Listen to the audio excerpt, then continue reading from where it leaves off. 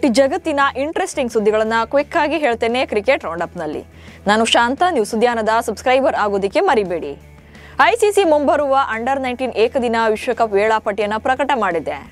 Zimbabwe ಮತ್ತು ನಮೀಬಿಯಾ ಜಂಟಿಯಾಗಿ ಆಯೋಜನೆ ಮಾಡಲಿರುವ ಈ ಟೂರ್ನಿ ಜನವರಿ 15ರಿಂದ ಶುರುವಾಗಲಿದೆ.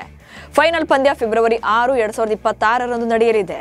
ಟೀಂ ಇಂಡಿಯಾ ತನ್ನ ಮೊದಲ ಪಂದ್ಯವನ್ನು ಯುಎಸ್ಎ ವಿರುದ್ಧ ಆಡಲಿದ್ದು, ಇದಾದ ಬಳಿಕ ಬಾಂಗ್ಲಾದೇಶ ಮತ್ತು ನ್ಯೂಜಿಲೆಂಡ್ ತಂಡಗಳನ್ನು ಎದುರಿಸಲಿದೆ.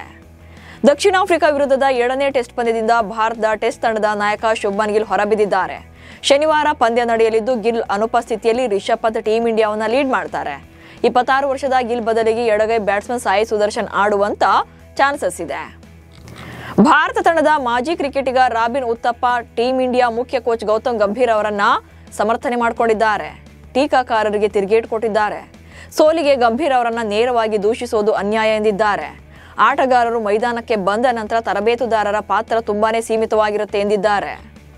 ಸೌತ್ ಆಫ್ರಿಕಾ ಟೆಸ್ಟ್ ಸೋಲಿನ ಬಳಿಕ ಗೌತಮ್ ಗಂಭೀರ್ ಅವರನ್ನ ರೆಡ್ ಬಾಲ್ ಕ್ರಿಕೆಟ್ಗೆ ಪ್ರತ್ಯೇಕ ಕೋಚ್ ಆಗಿ ನೇಮಿಸುವಂತೆ ಒತ್ತಾಯ ಕೇಳಿಬರ್ತಾ ಇದೆ. ಆದರೆ ಇತ್ತೀಚೆಗಷ್ಟೇ ಗಂಭೀರ್ ನಿರ್ಧಾರಗಳ ಬಗ್ಗೆ ಅಸಮಾಧಾನ ವ್ಯಕ್ತಪಡಿಸಿದ ಭಾರತ ತಂಡದ ಮಾಜಿ ನಾಯಕ ಸೌರವ್ ಗಂಗೂಲಿ ಅವರು ವಿಭಿನ್ನ ಹೇಳಿಕೆ ನೀಡಿದ್ದಾರೆ. ಗೌತಮ್ ಗಂಭೀರ್ ಅವರನ್ನ ಈಗ ವಜಾ ಮಾಡುವುದು ಸರಿಯಲ್ಲ ಎಂದಿದ್ದಾರೆ. ಟೀಂ ಇಂಡಿಯಾದ ಸ್ಟಾರ್ ಆಲ್ರೌಂಡರ್ ಹಾರ್ದಿಕ್ ಪಾಂಡ್ಯ ಮಾಜಿ ಪತ್ನಿ ನತಾಶಾ ಜೊತೆ ವಿಚ್ಛೇದನ ಪಡೆದ ಬಳಿಕ ಮಹಿಕಾ ಶರ್ಮಾ ಜೊತೆ ವಿದೇಶಿ ಪ್ರವಾಸ, ಬೀಚ್ನಲ್ಲಿ ಸುತ್ತಾಟ ಹೀಗೆ ಹಲವು ಬಾರಿ ಕಾಣಿಸಿಕೊಂಡಿದ್ರು. ಇದೀಗ ಮಹಿಕಾ ಶರ್ಮಾ ಅವರನ್ನ ಎತ್ತಿಕೊಂಡು ಮುದ್ದಾಡ್ತಾ ಇರುವಂತಹ ಫೋಟೋವನ್ನು ತಮ್ಮ ಇನ್ಸ್ಟಾಗ್ರಾಮ್ ಖಾತೆಯಲ್ಲಿ ಹಂಚಿಕೊಂಡಿದ್ದಾರೆ. ಕಳೆದ 2 ದಿನಗಳಿಂದ ಈ ಫೋಟೋಗಳು ಸಿಕ್ಕಾಪಟ್ಟೆ ವೈರಲ್ ಆಗ್ತಿವೆ. ವೆಸ್ಟ್ ಇಂಡೀಸ್ ಏಕದಿನ ತಂಡದ ನಾಯಕ ಶಾಯ್ ಹೋಪ್ ಹೊಸ ಇತಿಹಾಸ ನಿರ್ಮಿಸಿದ್ದಾರೆ. ನ್ಯೂಜಿಲೆಂಡ್ ವಿರುದ್ಧ ನಡೆದ 2ನೇ ಏಕದಿನ ಪಂದ್ಯದಲ್ಲಿ ಭರ್ಜರಿ ಬ್ಯಾಟಿಂಗ್ ಪ್ರದರ್ಶನ ಮಾಡಿದ ಹೋಪ್ 69 ಎಸೆತಗಳಲ್ಲಿ ಅಜೇಯ 109 ರನ್ಗಳನ್ನು ಕಲೆ ಹಾಕಿದ್ರು.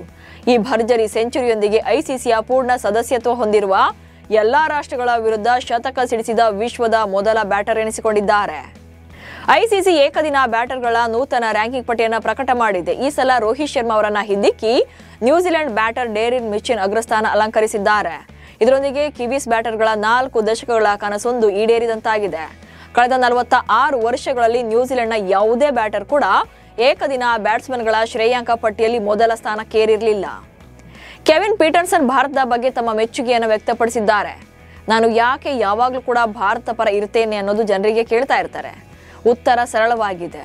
20 ವರ್ಷಗಳಿಗೂ ಹೆಚ್ಚು ಕಾಲ ಭಾರತದ ಪ್ರವಾಸದಲ್ಲಿ ನಾನು ಒಮ್ಮೆಯೂ ಅಗೌರವ, ಬೆನ್ನಿಗೆ ಇರಿತ ಅಥವಾ ಕೆಟ್ಟ ಶಕ್ತಿಯನ್ನು ಎದುರಿಸಿಲ್ಲ. ಭಾರತದಲ್ಲಿ ಪ್ರತಿ ಬಾರಿಯೂ ಕೂಡ ಕೇವಲ ಪ್ರೀತಿ, ದಯೆ, ನಿಷ್ಠೆಯನ್ನು ಪಡೆದಿದ್ದೇನೆ ಎಂದಿದ್ದಾರೆ.